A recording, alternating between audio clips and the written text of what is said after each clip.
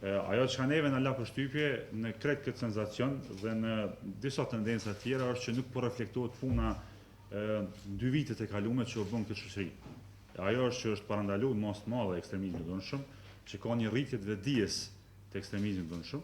Mirë po që në anën tjetër jemi larg nga arritja e qëllimeve, sepse për të arritur qëllimet që të sigurohemi që nuk ka zhvillim tutje të ekstremizmit të dhunshëm, do të bëjmë investime të mëdha në edukim, në kulturë, ngritje të vetdijes, në familje e kështu me radhë. Kështu që në bazë të ne si qendër edhe besoj që shumica juve mund ta dini, ne jemi do të thotë udhtojmë dhe kemi mundësi të shohim edhe përvojat e shteteve të tjera dhe ju themi me garancë plot që në spakun në rajonin e Ballkanit Perëndimor përmbase të Evropës Lindore nuk ka pasur ndonjë punë më të madhe se sa në Kosovë në kuptimin e parandalimit të ekstremizmit të dhunshëm. Këtë duhet ta themi sepse po ka tendencë do të thotë që mos më u marr parasysh këto zhvillime si stadë dhe këto rezultate dhe prandaj do të thotë perceptimet e qytetarëve më së miri tregojnë gjendjen të cilën do ta shpjegoj kolegja ime Veska Elmendi.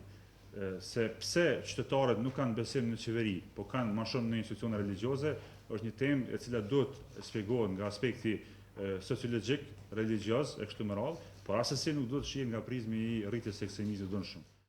Në grafin e parë, siç mund ta shihni, janë pra institucionet fetare, qeveria dhe gjykata, ku shumica e qytetarëve i besojnë më shumë institucioneve fetare krahasuar me qeverinë dhe gjykatat.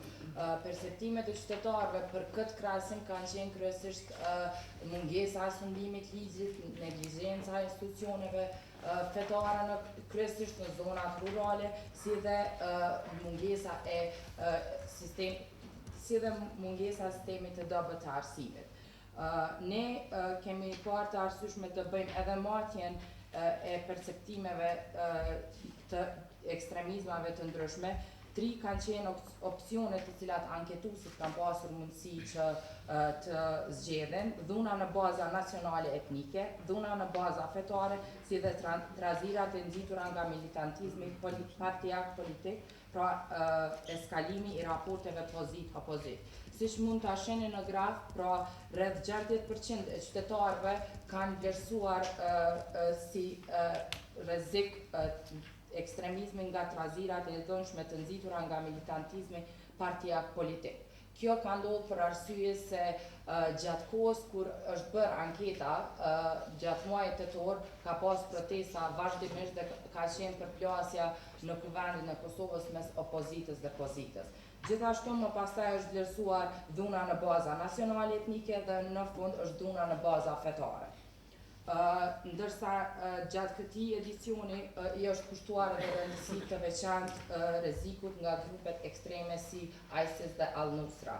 Qytetarët janë pyetur se sa ndihen të kërcënuar direkt dhe shumica e qytetarëve kanë treguar një përqindje rreth 76% që e shohin si shumë rrezik këto organizata terroriste.